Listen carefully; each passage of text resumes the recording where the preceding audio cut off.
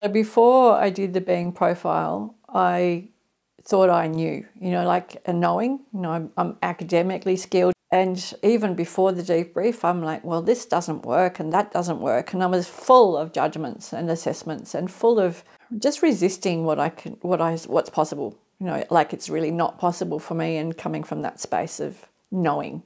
In the process of actually doing the being profile myself and recognizing that I do keep a guard, or have in the past, and let myself be more vulnerable and authentic, allowing and acknowledging that I am a person and I am a human. I have foibles, I have traits, I have stories, I have physical bits and pieces that work and some that don't work. Allows me to be authentic, and when I can be authentic, I can have a vision and inspire people to come with that's coming from a place of strength.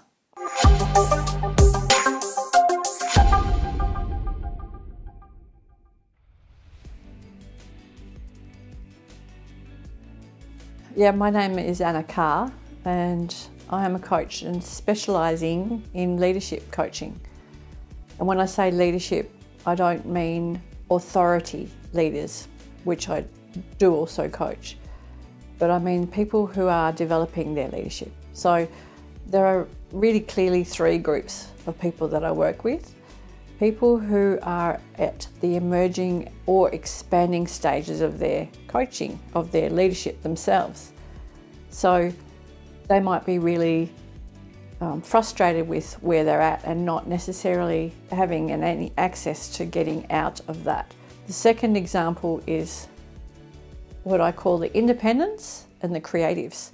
So people who are really clear about what purpose they're for here, what they're about, what kind of impact they personally want to make, whether it's climate or business or health.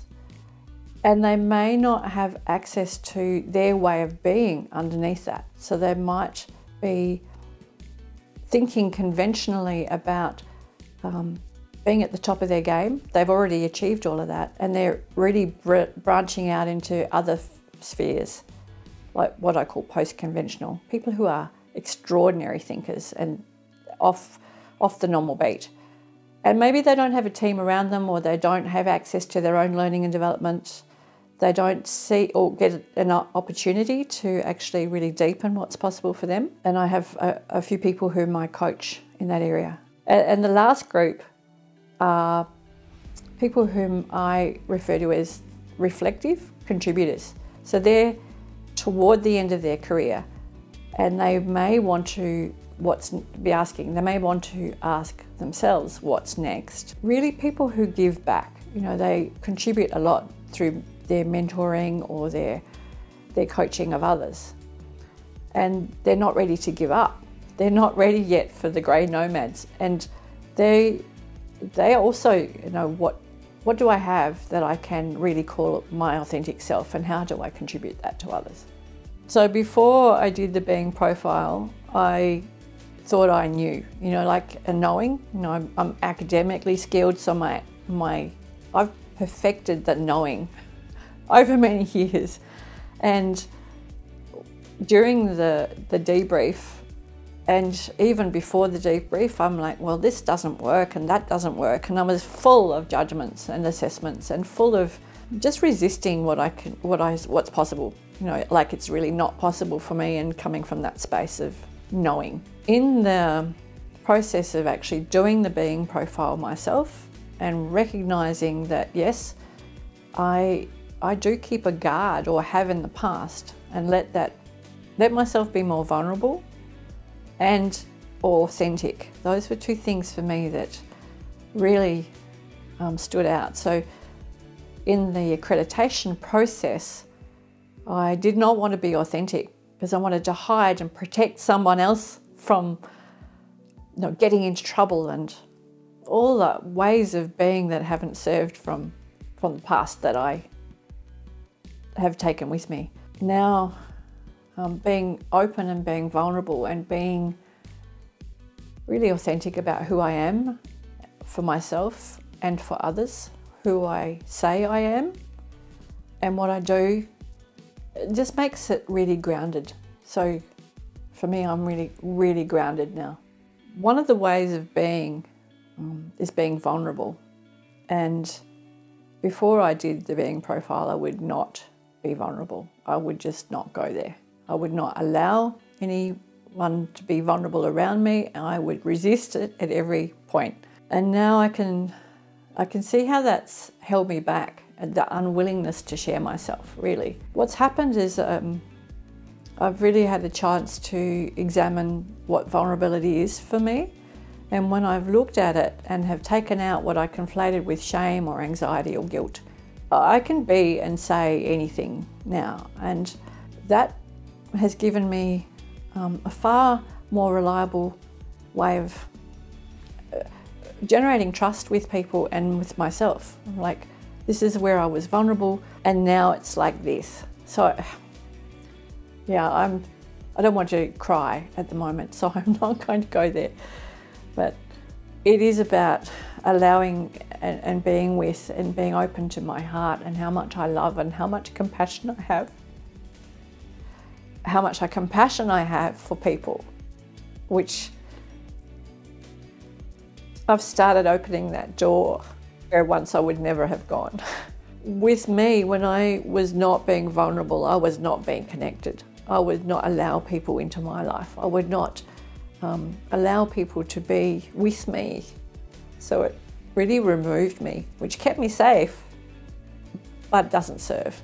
So when I can be vulnerable and with people and really authentic, then it's already dealt with. Once I can be speaking what's there for me and other people get me and I get into other people's worlds, it makes a big difference. The link between vulnerability and leadership is really clear for me now. Allowing and acknowledging that I am a person and I am a human.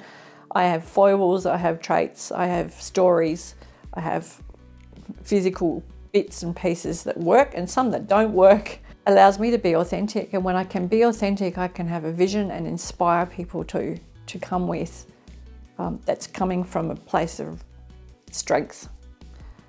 So doing leadership and being a leader are different, and being a leader requires vulnerability. I recognise that become an accredited being profile practitioner, that already deepens the practice that I have for coaching. And in my coaching, being in Canberra, I do coach in government, clearly. And whether that's with emerging or expanding leaders at the executive level, or whether it's with those people who are toward the end of their career.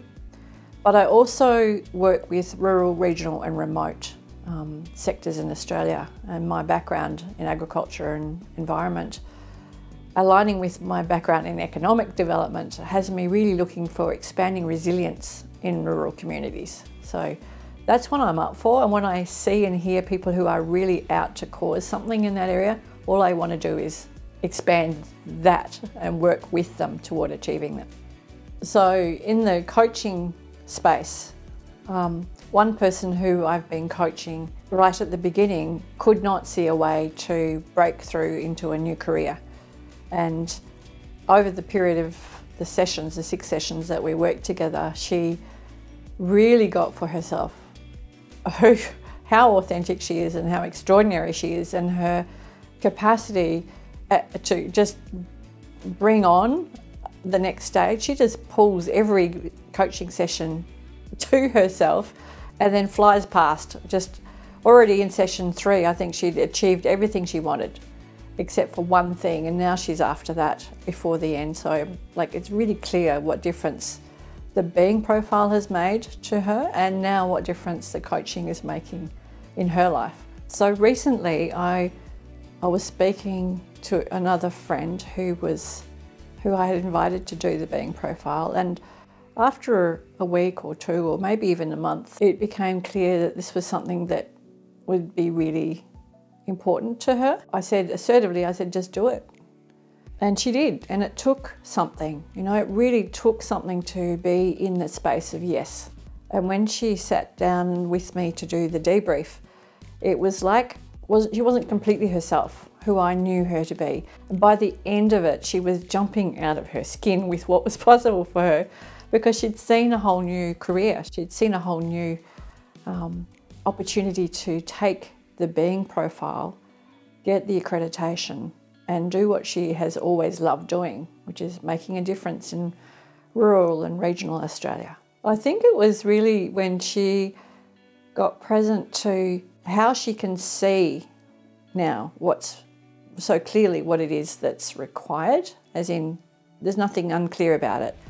And she's a definite person. She's a clear, strong, powerful woman who, once she could see for herself exactly the path, and she enunciated it, she articulated, this is what I can do with this.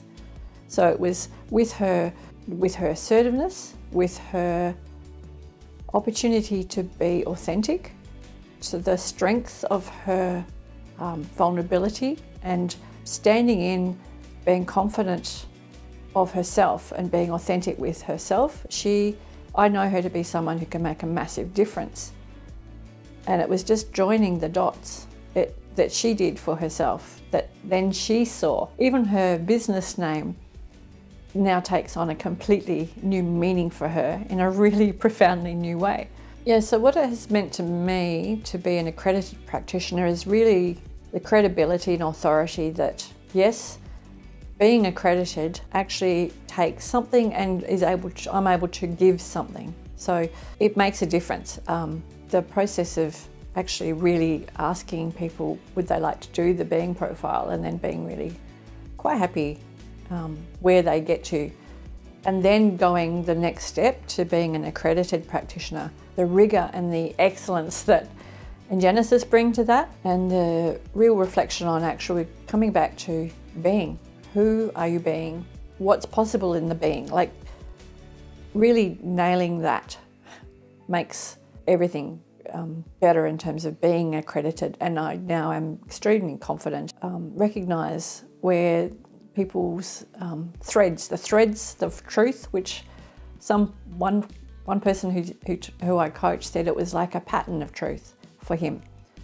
And I can really clearly see that now. So before I started the Thrive coaching program, my coaching was more talking than listening. I was more concerned with what I had to tell people than what people could create for themselves. So now when I'm coaching, I'm really clear that being with somebody in their journey, that's the privilege of coaching. I would not have got that before. Coaching meant doing things better or doing something more or talking at, rather than really getting into someone's world and not just being able to hang out in there, but listen for what's possible for them and listen from the being profile distinctions allows myself and others to deepen the inquiry, to really become, what's possible, what's next, how am I being now, and am I going to get to another level of being. Being in the Thrive cohort, the Thrive coaching cohort, is an exceptional privilege by itself, because the people whom I am now really happy to call my peers are exceptional people. They come from all walks of life. I would never have had the opportunity to reach into and explore the diversity of human experience like I have through Thrive, because it's not like education, it's exploration and discovery. So we are each other's best supporters and staunchest allies, and we won't stop until we are accountable for and with each other for what's possible. So that's been a revelation. So in reflecting on what was going on before I did the being profile and during, and now as a coach, I could really see a pattern, which is an uncomfortable pattern, but I could see that I'd been completely preoccupied with myself. It was about how I was, my experience, what I was or wasn't, how bad or how good I was. And now I'm really captured by the expression of humility around thinking of myself less, while being a stand for what's possible, for more of us. I now can invite myself to actually be here. That doesn't make any sense to anyone else, right? But it is an awareness of being. So if I know that I'm not being really present with my partner when he brings me a cup of tea in the morning, I am so spoiled. But when I notice that I'm not being present, there's an impact to that. When I can be present, it deepens what's possible, and that actually makes a difference to everything we do.